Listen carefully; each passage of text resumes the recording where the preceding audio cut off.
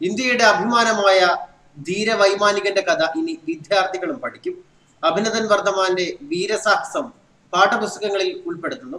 രാജസ്ഥാൻ വിദ്യാഭ്യാസ മന്ത്രിയുടെ നിർദ്ദേശപ്രകാരമാണ് സർക്കാർ അഭിനന്ദന്റെ ജീവിതം പാഠപുസ്തകത്തിൽ ഉൾപ്പെടുത്താൻ തീരുമാനിച്ചിരിക്കുന്നത്. അദ്ദേഹത്തിനോടുള്ള ആദരസൂചകമായിട്ടാണ് ഇത്തരത്തിലൊരു തീരുമാനം. രാജസ്ഥാൻ വിദ്യാഭ്യാസ മന്ത്രി ഗോവിന്ദ് സിംഗ് ദോത്താസറ ട്വിറ്ററിലൂടെയാണ് ഇക്കാര്യം അറിയിച്ചത്. അഭിനന്ദന്റെ ധീരതയുടെ കഥകൾ രാജസ്ഥാനിലെ പാഠപുസ്തകങ്ങളിൽ ഉൾപ്പെടുത്താൻ പോവുകയാണ്. അഭിനന്ദനോടുള്ള ബഹുമാന സൂചകമായിട്ടാണ് ഇത്തരത്തിൽ ഒരു തീരുമാനം കൈക്കൊണ്ടിരിക്കുന്നത്.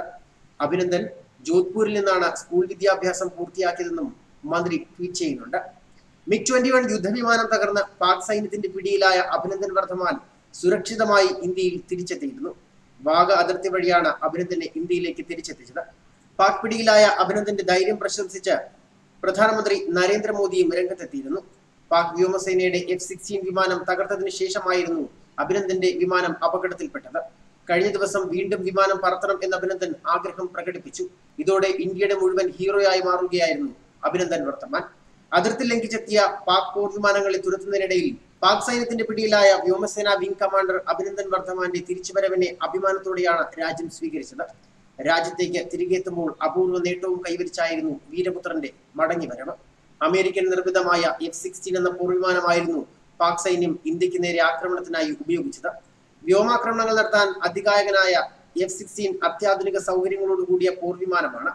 വ്യോമാക്രമണങ്ങളിൽ വളരെ വേഗത്തിൽ ഗതിവിഗതികൾ നിയന്ത്രിക്കാനും ആക്രമണങ്ങൾ നടത്താനും സാധിക്കും എന്നത് തന്നെയാണ് F-16ന്റെ പ്രത്യേകത.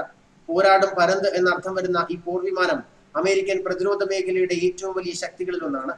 എന്നാൽ പാക് വിമാനങ്ങളെ തുരത്തുമ്പോൾ അഭിനന്ദൻ ഉപയോഗിച്ചത് MiG-21 പോർവിമാനമായിരുന്നു. F-16 സമാനമായ രീതിയിലാണ് MiG-21ന്റെ പ്രവർത്തനം. F-16 സമാനമായ ആയുധങ്ങൾ തന്നെയാണ് മിഗിലും ഉപയോഗിക്കുന്നത്. എന്നാൽ അപ്രതീക്ഷിതമായി തിരിച്ചടിക്കാനോ ആക്രമണ തന്ത്രങ്ങൾക്ക് എളുപ്പം വഴങ്ങുന്ന വിമാനമല്ല MiG-21 എന്നത് വാസ്തവമാണ്. പരിമിതികൾക്കുള്ളിൽ നിന്നുകൊണ്ട് അഭിനന്ദൻ F-16 വെടിവെച്ചെടുക്കുകയായിരുന്നു. വിമാനം പൂർണ്ണമായും നശിക്കുകയും അതിലെ പൈലറ്റ് മരിച്ചതായും റിപ്പോർട്ടുകൾ വന്നു. ഇതിലൂടെ അഭിനന്ദന് സ്വന്തമായത് മറ്റാർക്കുമില്ലാത്ത നേട്ടമാണ്. ഇതോടെ F-16 വെടിവെച്ചിട്ട ആദ്യത്തെ വ്യോമസേന ഉദ്യോഗസ്ഥനായി അഭിനന്ദൻ മാറുകയാണ്. F-16 വിമാനവും തകരുകയും നിയന്ത്രിച്ചിരുന്ന പൈലറ്റ് കൊല്ലപ്പെടുകയും ചെയ്തത് പാക് സൈന്യത്തിന് തീരാ നഷ്ടം തന്നെയെന്ന് എയർ ചീഫ് മാർഷൽ കൃഷ്ണസ്വാമി വ്യക്തമാക്കി. ന്യൂസ് ഡെസ്ക് മലയാളി വാർത്ത.